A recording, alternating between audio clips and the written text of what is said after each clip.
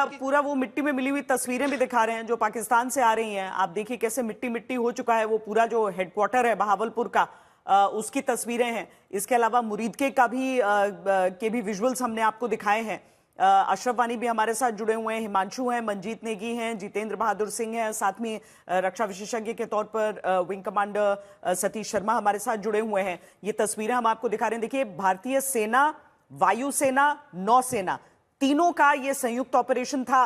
वायुसेना की तरफ से राफाल विमान का उपयोग किया गया जिसमें स्कैल्प और हैमर के जरिए उन ठिकानों को निशाना बनाया गया, लेकिन नेवी और आर्मी की तरफ से भी उनके भी जो हथियार रहे उनके जरिए इन 9 ठिकानों पर आक्रमण किया गया है, उन 9 ठिकानों को ध्वस्त किया गया है। हिमांशु, जो परिस्थितियां हैं पूरे लाइन ऑफ कंट्रोल पर, वो इस समय बहुत ज्यादा मुश्किल स्थिति वहां पर बनी हुई है क्योंकि पाकिस्तान लगातार जो आतंकियों पर प्रहार हुआ है उसका गुस्सा निकाल रहा है।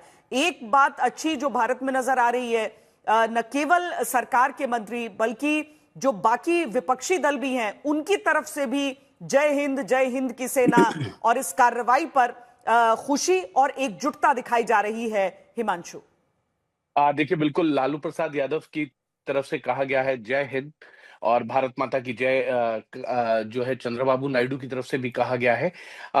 सरकार और विपक्ष एक साथ हैं। आप देखिए, 22 तारीख को हमला हुआ, उसके बाद सरकार की तरफ से ऑल पार्टी मीटिंग बुलाई गई जिसमें राहुल गांधी, मल्लिकार्जुन खड़गे, तमाम नेता पहुंचे, सब सरकार के साथ थे। उन्होंने कहा कि सरकार जो भी आतंकियों को जवाब देने के लिए कदम उठाएगी, विपक्ष उसके साथ है, पूरा भारत एक है। और इसीलिए अगर आप देखेंगे तो उसके बाद प्रधानमंत्री नरेंद्र मोदी ने लगातार बैठकें की, सीसीएस की बैठक की, हाई लेवल मीटिंग की, और उसके बाद रक्षा मंत्री राजनाथ सिंह से भी मुलाकात हुई, तीनों ही सेनाओं के चीफ से मुलाकात हुई, डिफेंस सेक्रेटरी से मुलाकात हुई, एनएसए से कल और परसों में 2 मुलाकातें हुई हैं। होम सेक्रेटरीज को बुलाया गया पीएमओ में, उनको इंस्ट्रक्शन दिए गए कि मॉक ड्रिल के लिए आप जो है 244 डिस्ट्रिक्ट्स के लिए आप एडवाइजरी जारी कीजिए। तो पूरी तरीके से तैयारी थी और इस बार कोऑर्डिनेशन बहुत बेहतर था। जो हमारी सेना है तीनों, उनका, और साथ ही साथ जो है वो खुफिया एजेंसी, चाहे वो रॉ हो या आईबी हो, उनकी कोऑर्डिनेशन बहुत अच्छी थी। और प्रधानमंत्री नरेंद्र मोदी ने जब हाई लेवल मीटिंग हुई थी तो उन्होंने कहा था कि तरीका क्या होगा, कौन कौन से टारगेट होंगे, यानी कि एक टारगेट जो है वो नहीं किया जाएगा। इस बार ज्यादा टारगेट्स किए जाएंगे आतंकी ठिकानों पे, और सेना को पूरी खुली छूट दी गई थी कि आप जो भी जवाब देंगे, पूरा देश आपके साथ है, पूरी सरकार आपके साथ है। और एक चीज को मानना होगा, प्रधानमंत्री नरेंद्र मोदी ने कहा था, आतंकियों को जवाब देना भारत का दृढ़ राष्ट्रीय संकल्प है। और जो बात आप अभी कह रही थी या अरविंद कह रहे थे कि ये कहा गया था कि आतंकियों की बची कुची जमीन भी जो है वो मिट्टी में मिला देंगे, उसके साथ ही उन्होंने बिहार में ये भी कह दिया था कि आतंकियों को वो सजा देंगे जो उनकी कल्पना से परे होगी। ना सिर्फ आतंकियों को बल्कि उनके सरगनाओं को, उनको भी सजा दी जाएगी जो उन्हें पनाह देते हैं, ट्रेनिंग कैंप देते हैं। इसीलिए इस बार पीओके के साथ साथ जो है पाकिस्तान में भी जो है वो मिसाइल दागी गई हैं। लेकिन इस चीज का पूरा ध्यान जो है सेना की तरफ से रखा गया कि पाकिस्तान की जो बॉर्डर है उसको पार नहीं किया गया, एलओसी को पार नहीं किया गया है। भारत की सीमा में रहते हुए ही जो है इन 9 टारगेट्स को जो है वो टारगेट किया गया। उसके साथ साथ अगर आप देखें तो प्रधानमंत्री नरेंद्र मोदी पूरी रात इस चीज की मॉनिटरिंग करते रहे, ऑपरेशन सिंदूर की, कि ये सक्सेस हो। और जब 9 जगह पे टारगेट सक्सेस हो गए हैं, तब ये कहा जा सकता है कि प्रधानमंत्री नरेंद्र मोदी ने भी चैन की सांस ली कि कहीं कोई ऐसी अप्रिय घटना ना हो जाए जो बताए। लेकिन एक चीज है, जब भी इस तरीके की कोई चीज होती है, मैंने आपको बड़ी खबर जो पाकिस्तान से आ रही है, पाकिस्तानी सेना का कबूलनामा है। पाकिस्तानी सेना की तरफ से एक सार्वजनिक तौर पर यह कबूला गया है। 8 लोगों की मौत हुई है, 33 घायल हुए हैं। पाकिस्तानी सेना की तरफ से यह कहा गया है, हालांकि वो पहचान तो इनकी नहीं बताएंगे क्योंकि आतंकी ठिकानों पर यह हमला हुआ है। 6 जगहों पर 24 मिसाइल अटैक पाकिस्तानी सेना की तरफ से यह कहा गया, लेकिन ऐसा नहीं है। 9 जगहों पर भारत ने किया है यह अटैक, और उन 9 जगहों की पूरी डिटेल्स भी हमारे पास हैं। पाकिस्तानी सेना ने कबूलनामा तो किया है, लेकिन 6 जगहों की बात उसकी तरफ से की जा रही है। जाहिर है जो जो उसके आतंकी हेडक्वार्टर्स हैं उनमें से कईयों को छुपाने की भी वो कोशिश करेगा। क्या कहा गया है पाकिस्तानी सेना की तरफ से, सुनिए। 24 इम्पैक्ट्स हुए हैं भारत की तरफ से। ये जो इम्पैक्ट्स हैं मुख्तलिफ तरीकों से मुख्तलिफ वेपन्स को इस्तेमाल करते हुए किए गए हैं 6 मकामात पर। इन 6 मकामात पर ये जो 24 इम्पैक्ट हुए, जो हमले हुए, इसमें 8 पाकिस्तानी शहीद हुए, 35 इंजर्ड हैं, जख्मी हैं और 2 मिसिंग हैं। तो 8 मारे गए हैं, 33 जख्मी हैं, 2 मिसिंग हैं। ये पाकिस्तानी सेना की तरफ से जानकारी दी जा रही है। लेकिन जिस तरह का रुख उसने रखा है उसमें वो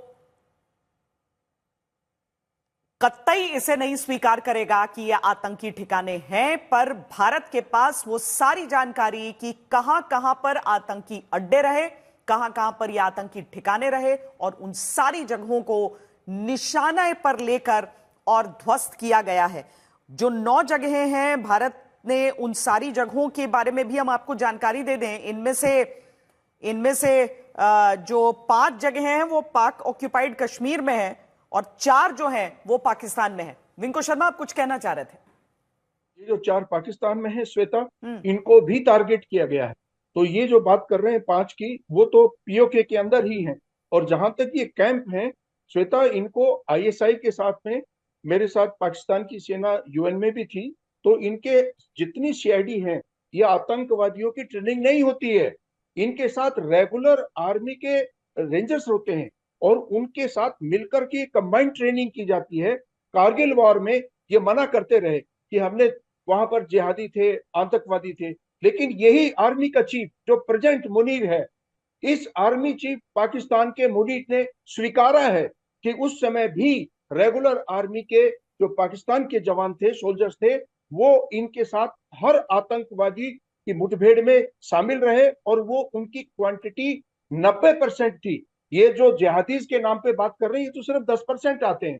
ये मुखौटा उनको पहनाते हैं, उनकी यूनिफॉर्म में वो सोल्जर्स को नहीं भेजते, लेकिन उनकी आइडेंटिटी कार्ड्स तक भी हमारे पास हमने कॉन्फिस्केट किए थे। तो ये आप मान के चलिए, पाकिस्तान जो भी प्रोपेगेंडा बोलता है कि हमारे 8 मरे हैं, आप उसको 10 से मल्टीप्लाई कर दीजिए मिनिमम, क्योंकि ये स्वीकार बाद में करते हैं, 10 साल बाद करते हैं। लेकिन एट्रिशन रेट इस समय, जो हमने स्कैल्प मिसाइल लॉन्च की है और हैमर बम भी डाले हैं, आप ये समझिए तीनों सेनाओं का ये कोऑर्डिनेटेड ऑपरेशन 100% सक्सेसफुल रहा है। और इसके लिए हम यही कहेंगे, जय भारत की सेना।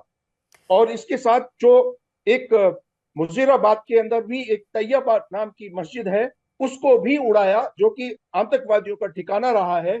और भावलपुर के अंदर ये सारी कैजुअलिटीज जो अभी वहां जा रही हैं हॉस्पिटल्स की तरफ से, आपको ये समझना होगा कि आप वॉर लाइक सिचुएशन में साइकोलॉजिकल प्रोपेगेंडा, झूठ फैलाना कि हमने हिंदुस्तान क्या ये कर दिया, तो हमारा तो कोई जहाज वहां पर गया ही नहीं है।